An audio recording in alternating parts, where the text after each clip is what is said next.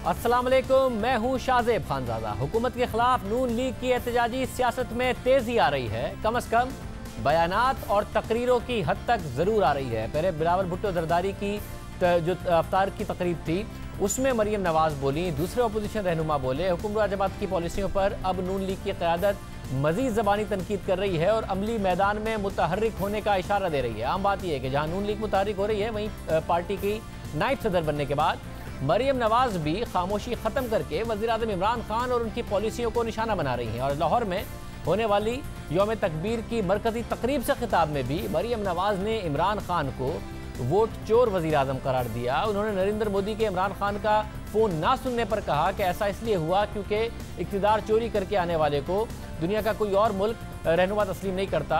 और उन्होंने नरेंद्र मोदी की तरफ से वज़ीर-ए-आज़म इमरान खान को दावत नहीं दी गई है जब उनकी फ़ोन पे तो हालांकि बात हो गई थी। क्या कहा, देखिए।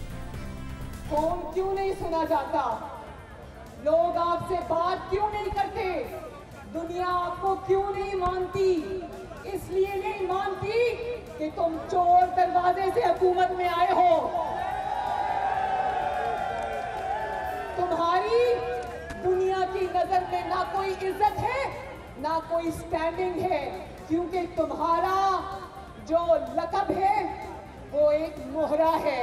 तुम कठपुतली हो, तुम मोहरा हो, तुम किसी के इशारों पे नाचते हो और वोट चोरी करके, आपके वोट चोरी करके, अवाम के वोट चोरी करके तुम इक़्तिदार में आए हो।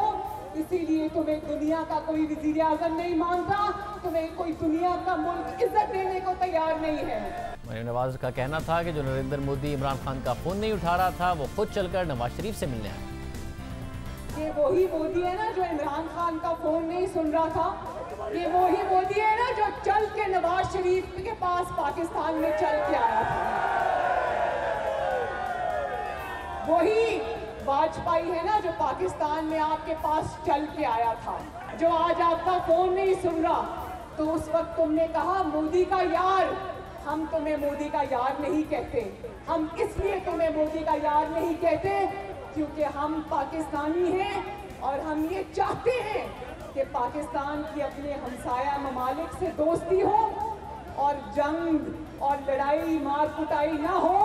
हम अगर जंग लड़ें तो पाकिस्तान के अवाम की बेहतरी के लिए लड़ें और हम अपनी जो जंग है वो माशी मैदान में लड़ें। हम तुम्हें मोदी का यार नहीं कहेंगे। हम अमन चाहते हैं, पाकिस्तान के लिए अमन चाहते हैं, दुनिया के लिए अमन चाहते हैं, इसलिए हम तुम्हें मोदी का यार नहीं करेंगे।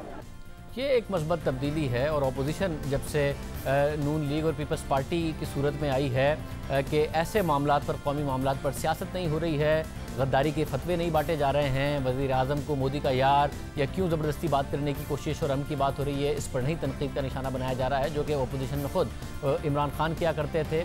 इमरान खान की मुआशी पॉलिसियों पर भी खासी तनकीद की आज मरियम नवाज। साथ ही जो NRO की बात बार बार की जाती है और वज़ीर आज़म कहते हैं कि मैं NRO कतई तौर पर नहीं दूंगा, उस NRO के हवाले से भी मरियम नवाज ने बात। जो खुद हर बात पे किसी का मोहताज हो, किसी की आंखों के इशारे की तरफ देखता हो, वो किसी को NRO क्या देगा और उससे कोई क्या मांगेगा? भाइयों ये तो बताओ जरा मुझे।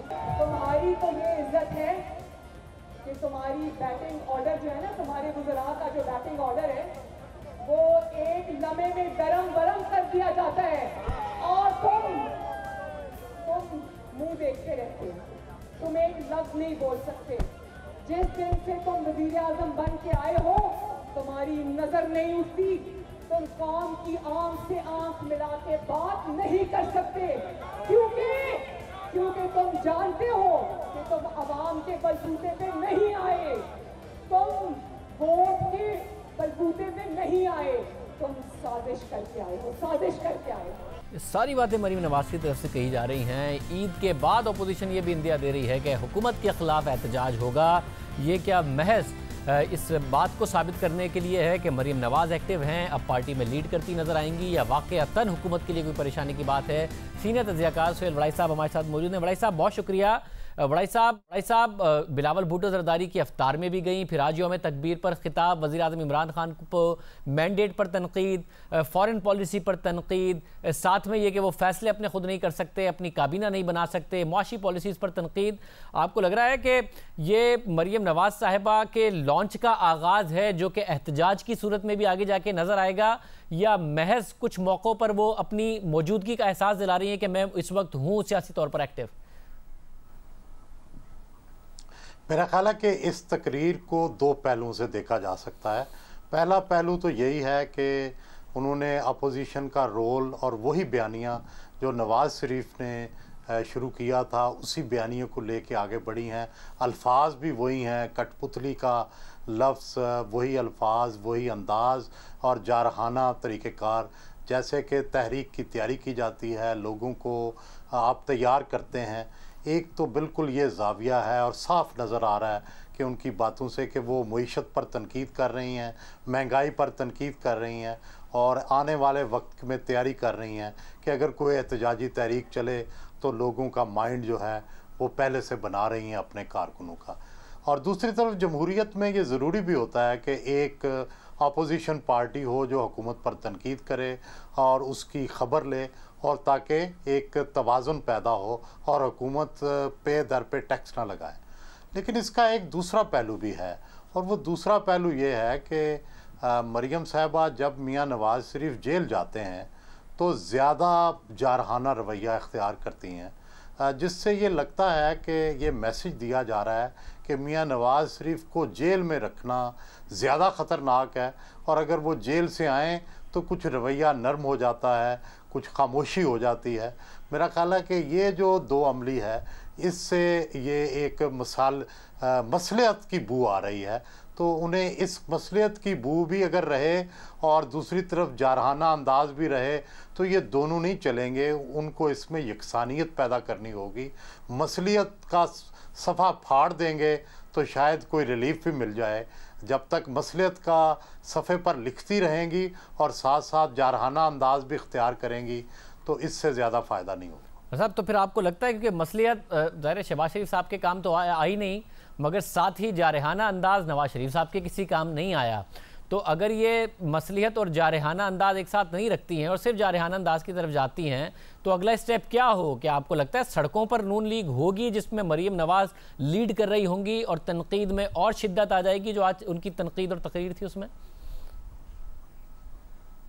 जी, ये हो सकता है, लेकिन इसके लिए ज़रूरी है कि टैक्सेस लगाएं। अगर तो हुकूमत ने बिज़नेस मिडिल क्लास पर टैक्स लगाए और वहाँ से रद्द अमल हुआ, फिर तो नून ज़रूर सड़कों पे निकलेगी, क्योंकि वो इसकी कोर टीम है, कोर वोट बैंक है, तो इन्हें मजबूरन भी निकलना पड़ेगा। और वो इसके इंतज़ार में है कि थोड़ा रद्द अमल हो, बजट का, मईशत का थोड़ा रद्द अमल हो, तो फिर हम लीड करेंगे। क्योंकि पंजाब में उनके पास जो वोट बैंक है वो बिज़नेस मिडिल क्लास का है, तो डेफिनेटली अगर उन्हें तकलीफ़ पहुंची तो फिर मरीम नवाज़ और नून जो है वो ज़रूर इस पोजीशन में आ जाएंगे कि वो कोई तहरीक चला सकें। साहब, बहुत शुक्रिया। सुहेल भाई साहब कह रहे थे कि सितंबर में और 5,500 अरब रुपए का बजट का रेवेन्यू इस वक्त हुकूमत टारगेट कर रही है, तो उसके बाद एक अपोजिशन के लिए ग्राउंड बन सकता है। प्रोग्राम में एक ब्रेक शामिल करते हैं, बात करेंगे एक केस की जिसमें एक लड़की के वालिद को और उसके भाई को कत्ल कर दिया गया और उसके बाद वो अकेले तनहा इस केस को लड़ रही है, अदालतों के चक्कर लगा रही है। तफसील से मामला आपके सामने रखेंगे ब्रेक के बाद। बात करेंगे एक ऐसे केस की जो निज़ाम इंसाफ पर सवालात उठा रहा है। इस केस में सुप्रीम कोर्ट के नोटिस और हुक्म के बावजूद भी इंसाफ नहीं हो सका। मामला एक कोर्ट से दूसरी कोर्ट मुंतकिल होता रहा मगर इंसाफ नहीं हो सका।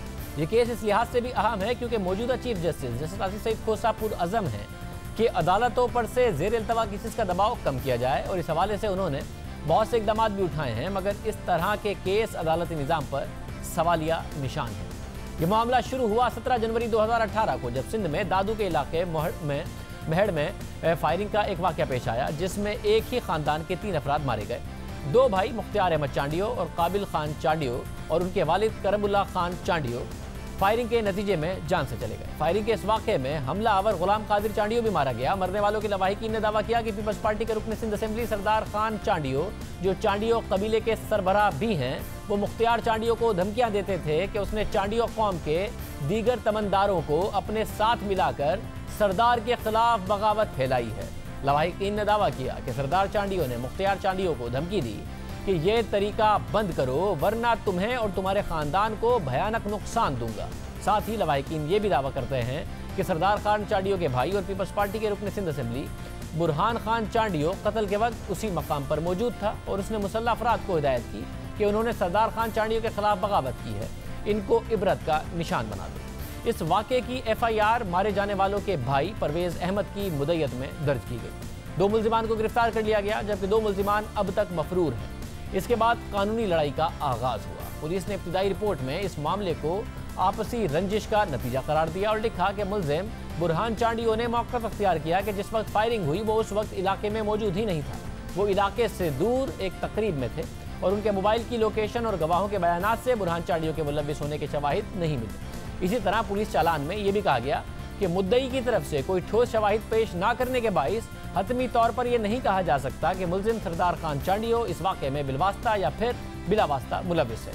अलबत्ता सरदार खान चांडियो इस वाक़े के मुताल्लिक़ क़तई तौर पर अपनी बेगुनाही साबित करने में नाकाम रहा और मुद्दई की जानिब से मुल्जिम के खिलाफ मदद साबित ना करने पर मुल्जिम सरदार खान चांडियो का नाम चार्जशीट के कॉलम नंबर 2 में डाला जाए। ये तो थी इब्तिदाई पुलिस रिपोर्ट। इसके बाद मकतूल मुख्तियार चांडियो की बेटी उम्मे रुबाब चांडियो ने कानूनी जंग शुरू की। अदालतों के दरवाजे खटखटाना शुरू किए। वाक़े के तकरीबन 3 माह बाद यानी 12 मई 2018 को उम्मे रुबाब चांडियो ने उस वक्त के चीफ जस्टिस साकिब निसार की गाड़ी रोककर अपनी बात पहुंचाने की कोशिश की, मगर वो कामयाब नहीं हो सकी।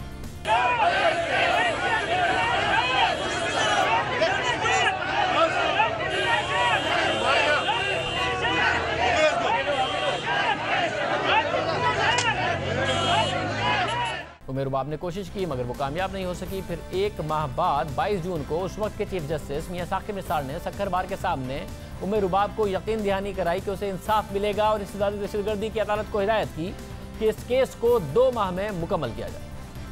कि मेरी एक बेटी अभी उम्मे रुबाब तशरीफ लाई और उन्होंने कोई बताया कि जो उनके फैमिली में कुछ हादसा, बल्कि हादसे से भी बड़ा वाक़या हुआ है।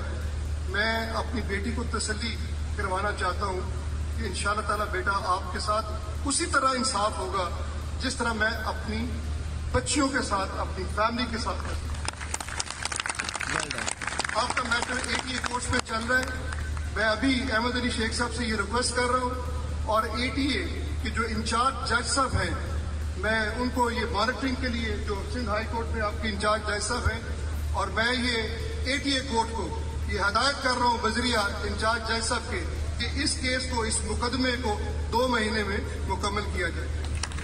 बहुत बहुत शुक्रिया। इस वादे को भी 1 साल हो गया, कुछ नहीं हो सका। इस दौरान मुद्दई ने मुल्जिमान बुरहान चांडियो और सरदार चांडियो के नाम को चार्जशीट के कॉलम नंबर 2 में डालने के अदालती फैसले को सिंध हाई कोर्ट में चैलेंज किया, जिस पर 29 जून 2018 को सिंध हाई कोर्ट ने बुरहान चांडियो और सरदार चांडियो का नाम मुल्जिमान की फहरिस्त में डालने का हुक्म दिया और बुरहान चांडियो की जमानत मनसूख कर दी। अदालती फैसला बहुत अहम है।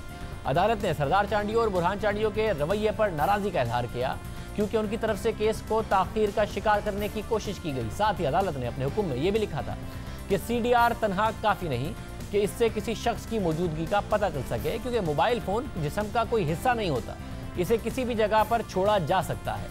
ये रिपोर्ट अपनी अहमियत खो देगी अगर यह साबित ना किया गया कि मोबाइल फ़ोन इस वक्त इस शख्स के साथ था, इसलिए सबूत की ज़रूरत होगी। इसके बाद मुल्जिम बुरहान चांडियो ने 4 जुलाई 2018 को अबूरी जमानत हासिल कर ली। अब यहाँ ये बात अहम है कि सिंध हाई कोर्ट बुरहान और सरदार चांडियो पर इल्ज़ामात को बहाल कर चुकी थी, उनकी जमानत मनसूख कर चुकी थी। उन पर 3 अफराद के कत्ल का इल्ज़ाम था, मगर इसके बावजूद पीपल्स पार्टी ने इन दोनों भाइयों को टिकट जारी किया और ये दोनों भाई 25 जुलाई 2018 को होने वाले आम इंतखाबात में अरकान सिंध असेंबली मुंतखब हो गए। 13 सितंबर 2018 को सुप्रीम कोर्ट ने फरीकैन के इत्तफाक से सिंध हाई कोर्ट के फैसले को कलअदम करार दे दिया। इसके बाद मकतूल की बेटी उम्मे रुबाब चांडियो ने 11 दिसंबर 2018 को कराची में एक बार फिर चीफ जस्टिस साकिब निसार से एक तकरीब के दौरान मुलाकात की, जिसके बाद चीफ जस्टिस ने उन्हें और IG सिंध कलीम इमाम को अपने चैम्बर में बुलाया, जहां चीफ जस्टिस ने उम्मे रुबाब चांडियो से कहा कि वो माजरत ख्वाह हैं कि वो इस मामले को भूल गए।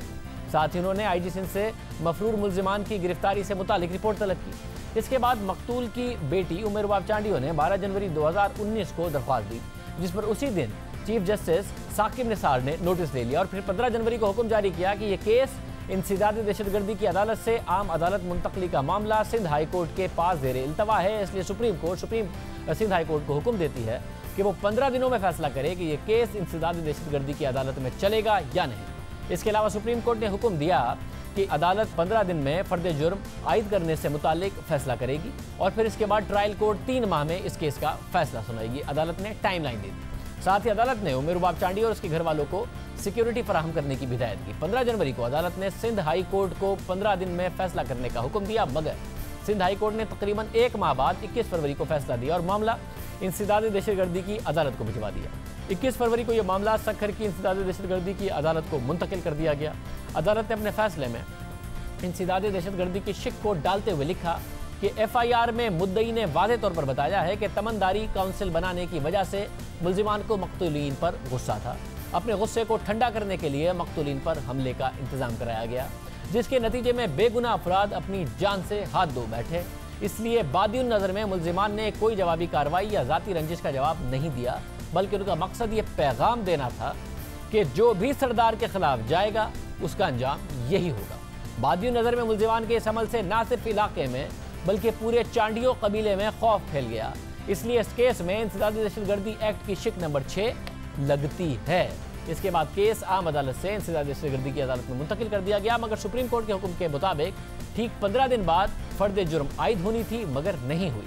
सुप्रीम कोर्ट के हुक्म के मुताबिक इस केस का 3 माह बाद फैसला सुनाया जाना था, यानी फैसला भी मई में सामने आ जाना था, मगर अब तक कुछ नहीं हो सका। न फर्द जुर्म आयद हो सकी, ना ही बाकायदा ट्रायल शुरू हो सका। ये इंसाफ के असूल की एक तवील लड़ाई है जिसमें सुप्रीम कोर्ट भी आई, मगर अब तक की लड़ाई किसी अंजाम तक नहीं पहुंच सकी है। कौन कसूरवार है, कौन बेगुनाह, ये फैसला तो अदालत ने करना है, मगर जब तक अदालत ये फैसला नहीं सुनाएगी, केस को आगे नहीं बढ़ाएगी, इंसाफ के तकाजे पूरे नहीं होंगे, तो कैसे पता चलेगा। इस हवाले से बात करेंगे मकतूल मुख्तियार अहमद की बेटी उम्मे रुबाब चांडियो हमारे साथ मौजूद है। उम्मे रुबाब, बहुत शुक्रिया। जाहिर है आप खुद एक लॉ की स्टूडेंट हैं, आपकी अपनी पढ़ाई इस पूरे वाक़े के बाद मुतासिर हुई है आपके वालिद साहब के कत्ल के बाद। आप किस तरह समझती हैं, क्योंकि आप जानती हैं पाकिस्तान के अदालती निज़ाम को, पाकिस्तान के लीगल सिस्टम को, जब आपको खुद ये केस लड़ना पड़ा है तो किन मुश्किलात का सामना करना पड़ रहा है? आपकी स्टोरी वैसी ही है जो एक आम अदालती निज़ाम की है या मुख्तलिफ है, ज़्यादा तकालीफ है? बिल्कुल सर, हमारा जो इशू है तकरीबन सब भी वाकिफ़ हैं इससे कि मेरे वालिद साहब, मेरे दादा और मेरे चाचू का जो मर्डर हुआ, तो मैं लॉ की स्टूडेंट ही में निकली इसलिए कि मुझे इंसाफ मिले। हमारा केस, मैं जानती हूँ कि केसेस चलते हैं, उनमें टाइम भी लगता है, पर जो हमारा केस है मेरे ख्याल से ये पाकिस्तान में पहला केस होगा जिसमें 2 टाइम्स सो मोटो एक्शन हुआ है। और सिटिंग जो CJ था, जो हमारा एक्स CJ साकिब निसार साहब थे, उन्होंने पब्लिकली अनाउंसमेंट की कि ये केस 2 मंथ्स में मुकम्मल कर दिया जाए और उन्होंने कोर्ट्स को डायरेक्शंस भी दिए, तो वो केस चला नहीं। और उसके बाद अभी जो मतलब रिटन में जो ऑर्डर हुआ ऑनरेबल सुप्रीम कोर्ट का कि 3 मंथ्स में आप मुकम्मल करें, फिर भी ये केस नहीं चला। तो मैं तो अदालतों की बहुत रेस्पेक्ट करती हूँ। मेरे लिए अदालतें बहुत मतलब मैं यही समझती हूँ कि ये माँ जैसी हैं और माँ कभी भी अपने बच्चे के साथ कभी नाइंसाफ़ी नहीं कर सकती। तो असल में इशू ये था कि जो हमारा केस चल रहा है, केस तो चल रहा है पर ये ठीक से चला नहीं। आज तक 15 मंथ्स गुजर गए, ATA के सेक्शंस लगे और ATA के सेक्शंस लगने के बावजूद भी ये केस आज तक फर्द जुर्म नहीं हुआ, इस पर आज तक चार्ज फ्रेम नहीं हुआ। तो मैं वही सवाल करती हूँ कि ये अदालतें जो हैं वो क्या मैसेज देना चाहती हैं हम यूथ के लिए। और मैं लॉ की स्टूडेंट हूँ, मेरा तो मुकम्मल एतमाद है अदालतों पे कि मुझे इंसाफ ज़रूर मिलेगा, पर जो मैं स्ट्रगल कर रही हूँ उस पर तकरीबन पूरी सिंध, पूरी पाकिस्तान की नज़रें हैं। सब यही सवाल करते हैं कि अदालतें हमें मैसेज क्या दे रही है।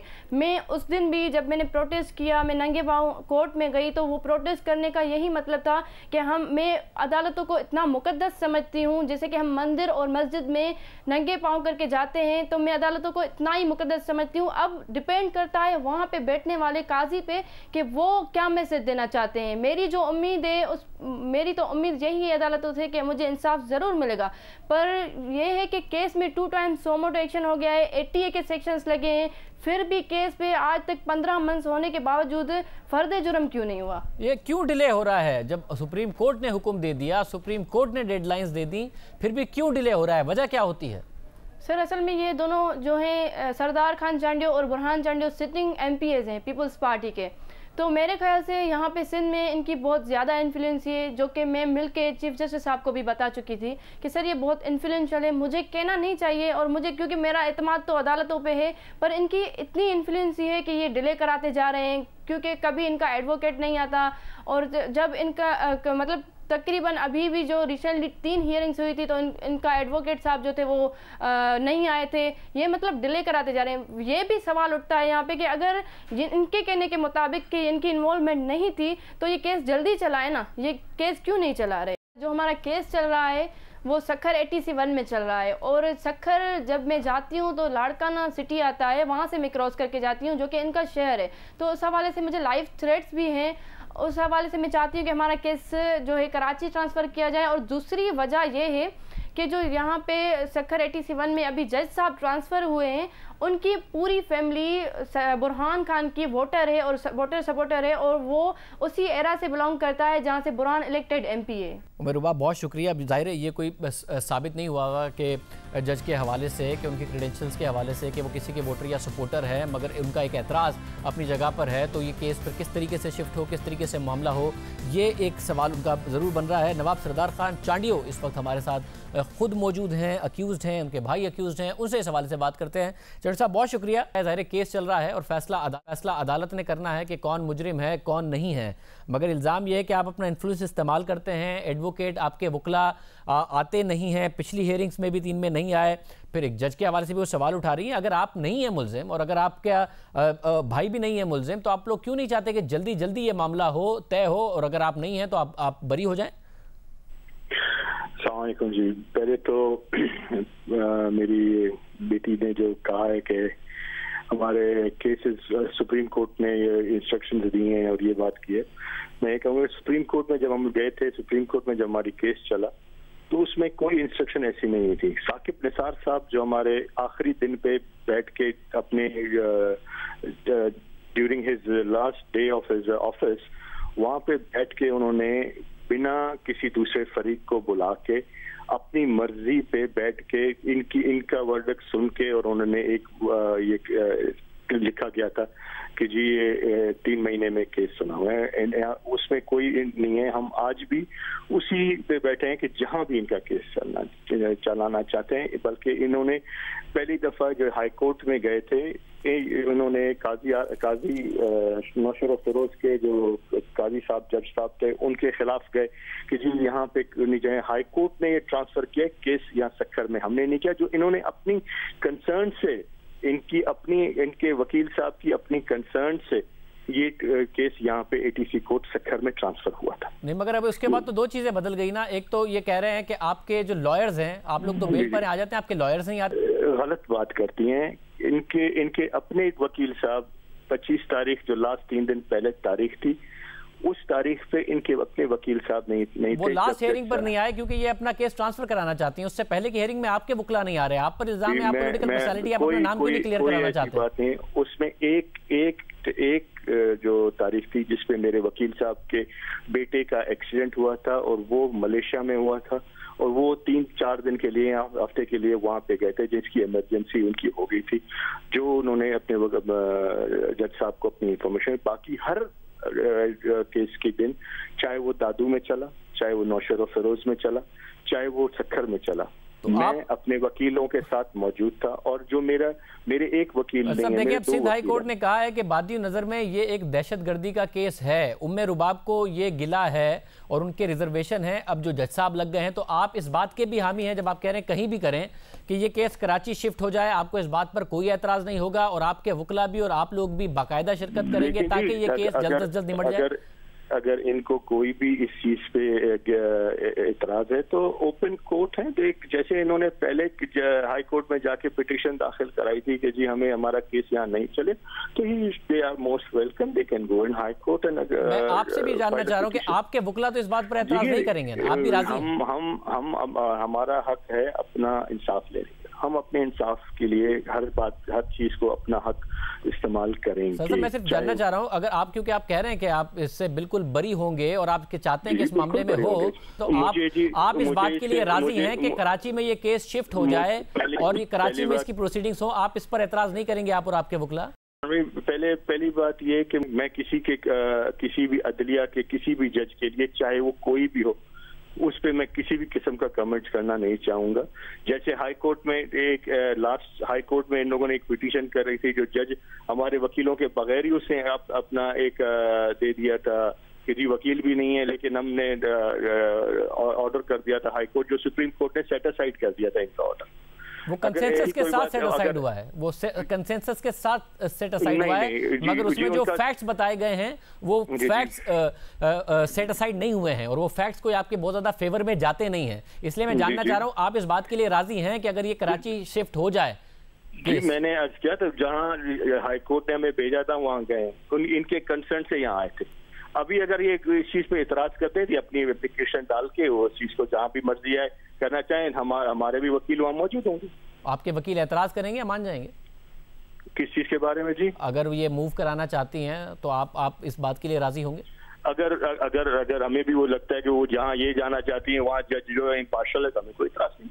अभी तो आप कह रहे थे आप किसी जज पे शक नहीं करेंगे, जब उन्होंने उन जज पर एतराज उठाया तो आपको लग सकता है कि कोई और जज पार्शियल होगा? कल को ये इनकी सब कुछ जो इनकी मर्जी पे हो, तो वो तो इनकी मर्जी पे तो ये तो हमें फांसी के लिए कहते हैं कि इनको फांसी दे। उनके घर वाले मारे गए हैं और उनकी मर्जी से, मैं अर्ज करूंगा सरदार माजर के साथ एक 21 साल की बच्ची है, उसके घर वाले मारे गए हैं, वो इंसाफ के लिए लड़ रही है, उसे इंसाफ नहीं मिल रहा, चीफ जस्टिस साकिब निसार के वादों के बावजूद नहीं मिल रहा, उनकी मर्जी से कुछ भी नहीं हो रहा।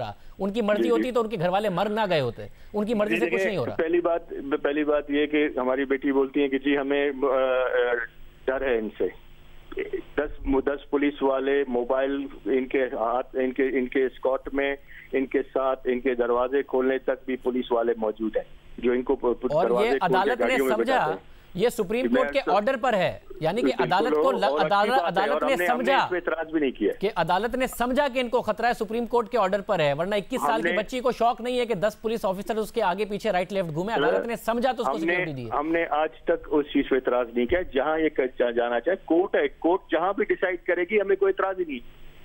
तो आप अब ये कह रहे हैं कि आपको कोई एतराज नहीं है, कोर्ट जो भी डिसाइड करे आप लोग एतराज नहीं उठाएंगे अगर ये केस नहीं होता? हमें हमारा जज भेजता है कि जी आप यहाँ पे नहीं उधर जाए। देखें जब हमारा केस हमें कोई इतराज नहीं था, हम जहाँ नौशर और फिरोज में गए वहाँ गए, इन्होंने इतराज करके सक्कर लाए, हम सक्कर गए, सक्कर के जज साहब ने हमें दादू भेजा, हम दादू गए, हम वहाँ मौजूद रहे। अदालत हुक्म देती रही है, आपके वकील तो खैर एतराजात भी उठाते रहे, सारे का अदालत हुक्म देती रही है, उसके बाद ये केसेस शिफ्ट होते रहे हैं। अब ये चाहते हैं कराची, क्योंकि इनको एतराज है कि ये केस सही डायरेक्शन में वहां नहीं जाएगा, आप लोग बहुत ज्यादा बाअसर हैं और वो असर नजर आएगा, तो आप अपना नाम साफ करने के लिए इस पर एतराज नहीं करेंगे ये केस? पहले ये चीज प्रूफ करके दिखा दे कि हमारा कहीं भी इनके जजों पे कहीं पे असर किया है तो हम हाजिर।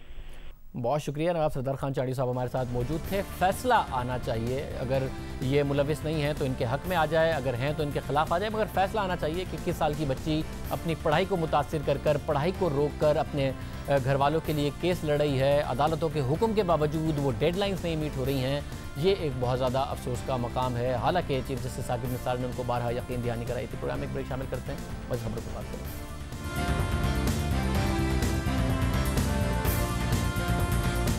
तहरीक इंसाफ की हुकूमत का दावा है कि रमज़ान में लोड शेडिंग ख़त्म कर दी गई है, 80% से ज़ायद इलाकों में बिला तात्तुल बिजली की फराहमी जारी है और इस बात का पूरा क्रेडिट तहरीक इंसाफ ले रही है। साथ ही हुकूमत ये भी दावे कर रही है कि गर्दिशी कर्जों में कमी आ रही है। गुज़िश्ता हफ्ते मीडिया से बात करते हुए मुशीर ख़जाना डॉक्टर हफीज़ शेख ने दावा किया था कि गर्दिशी कर्जे 38 अरब रुपए माहाना से कम होकर 26 अरब रुपए हो गए हैं और आइंदा माली साल में इसे 8 अरब रुपए माहाना कर दिया जाएगा और 2020 तक इसे 0 कर दिया जाएगा।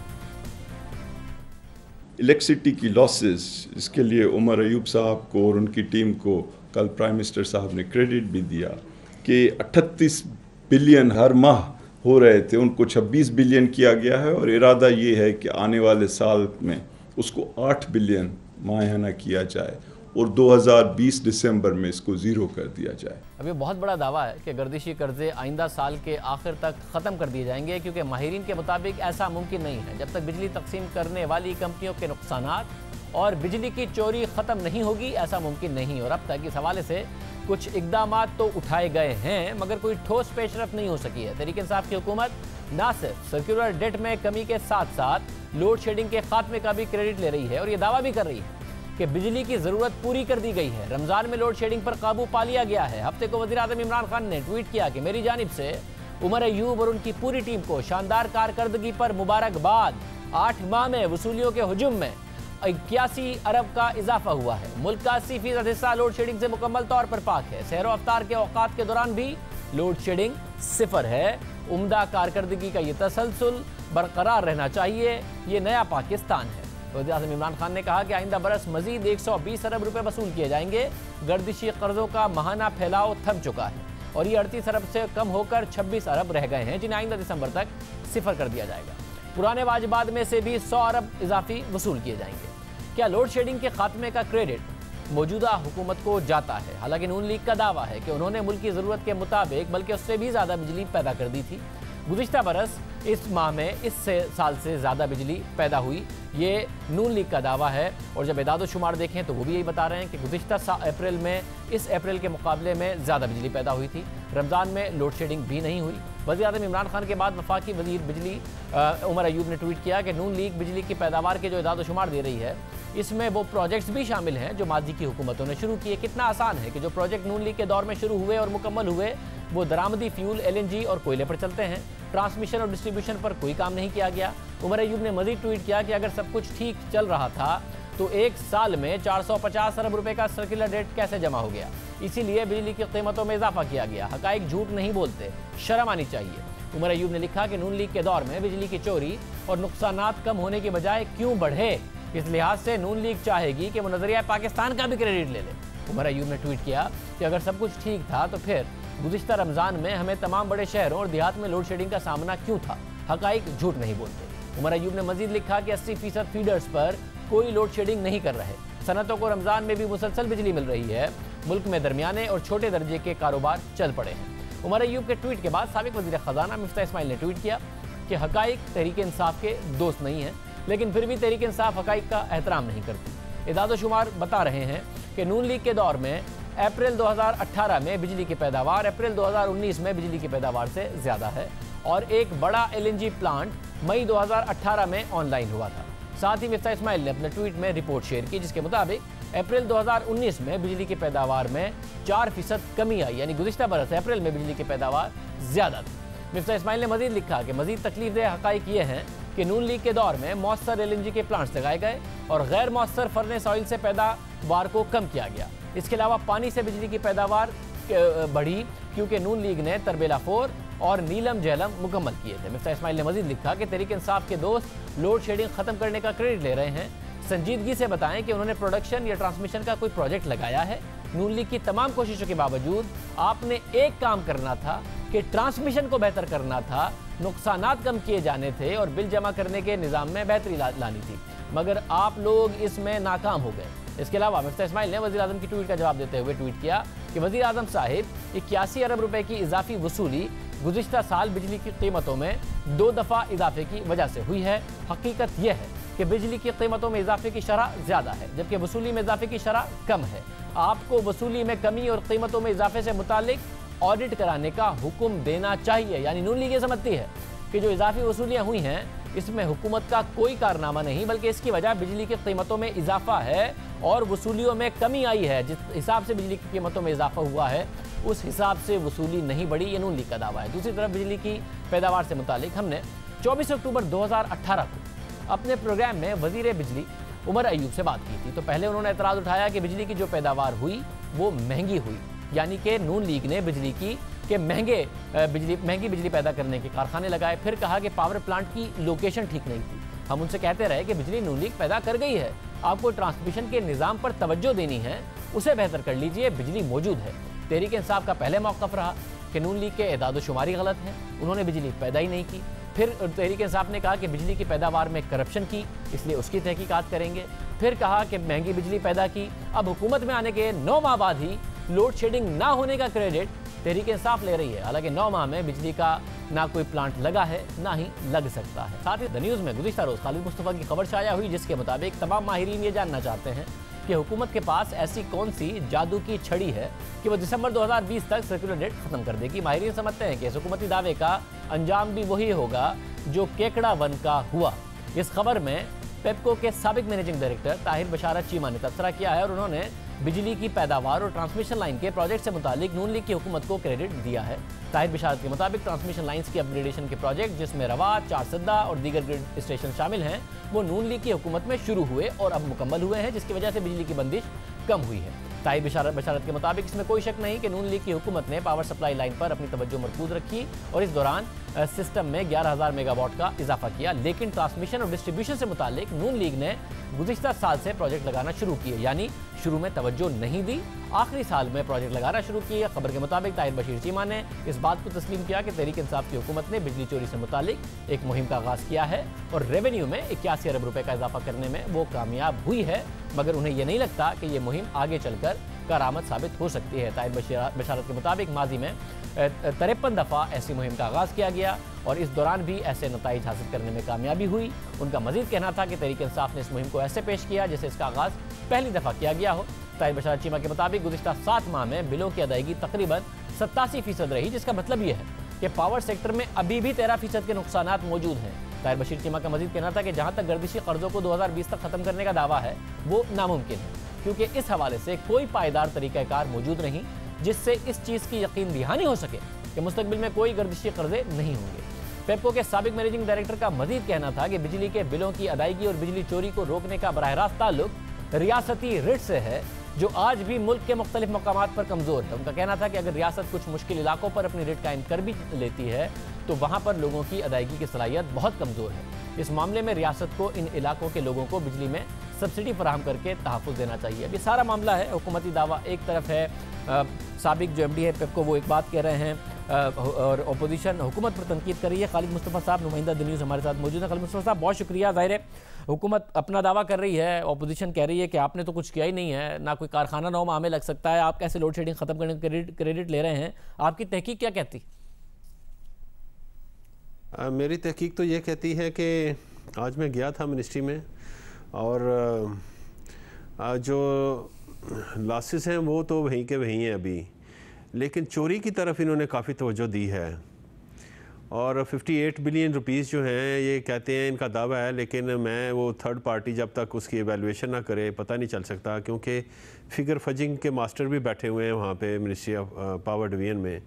यानी कि ये मैन टू मैन वेरी भी करती है जो एडमिनिस्ट्रेशन के साथ होते हैं, या फिर वो जो कंपेन चल रही होती है उसका जो इम्पैक्ट आता है 3 माह का 4 माह का, लेकिन वो सस्टेनेबल कोई मैकेनिज़्म नहीं है कि वो आपको ये इंश्योर करे कि अब जो फ़्लो है, मंथली फ़्लो है जो सर्कुलेट में जा रहा है वो कम हो जाए।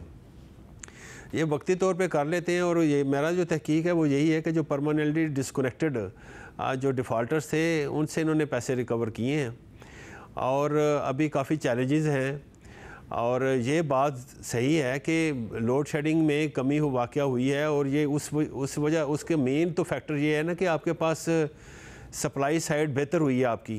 और सब इनको फिर सकते हैं हम कि बिजली की तो सारी पैदावार नून लीग कर गई थी, मगर जो डिस्ट्रीब्यूशन के मसाइल थे उस पर उमर अयूब साहब का एक अच्छा फोकस है, उस पर वो कोशिश कर रहे हैं। हमने इंटरव्यू में भी उनको बार बार यही कहा था कि बिजली है, डिस्ट्रीब्यूशन पर फोकस कीजिए, तो अब वो डिस्ट्रीब्यूशन पर फोकस बहरहाल है, ये क्रेडिट दिया जा सकता है जी, ये कह सकते हैं आप। लेकिन देखें जो सेल है वो बहुत ज़्यादा बड़ी है, क्योंकि जब लोड शेडिंग नहीं होती तो आपकी इलेक्ट्रिसिटी की सेल बढ़ जाती है ना जी। अभी जो है इट इज़ वेदर ड्रिवन भी ना, अभी वो जो अप्रैल मई में जो गर्मी हुआ करती थी वो आई नहीं है इस दफ़ा अभी। तो ये है कि सेल इस लिहाज से वॉल्यूम बढ़ गया है कि इसका जो है जो कीमत है वो बढ़ गई है। देखिए जो मैं देख रहा था, डाटा देख रहा था कि पिछले साल में मई के दौरान जिस बंदे ने कोई 15 580 यूनिट्स इस्तेमाल किए थे, उसका बिल जो आया था वो 23,000 आया था। अभी सेम यूनिट्स और सेम मंथ बट इन 2019 में उसका बिल जो है 35,000 है। तो ये जो है तकरीबन 13,000 का जो जंप है, ये बहुत बड़ा जंप है। अब जब ये कलेक्ट होगा तो ज़ाहिर है वो उसका वॉल्यूम तो फिर आप बता सकते हैं ना कि कलेक्शन बढ़ गई है। और साहब बहुत शुक्रिया, खालिद मुस्तफा साहब हमारे साथ मौजूद थे। बहुत सारे फैक्टर्स हैं, कीमतें भी बढ़ी हैं, बिजली नून लीग पैदा कर गई थी, आखिर के साल में कुछ डिस्ट्रीब्यूशन के प्रोजेक्ट्स पर भी काम हुआ। अब इस हुकूमत का फोकस ज़रूर है, मगर नंबर्स जो हैं उन पर सवाल उठते हैं। आज के प्रोग्राम में इतने, अब तक के प्रोग्राम में मुलाकात हो जाती है। अल्लाह हाफ़िज़।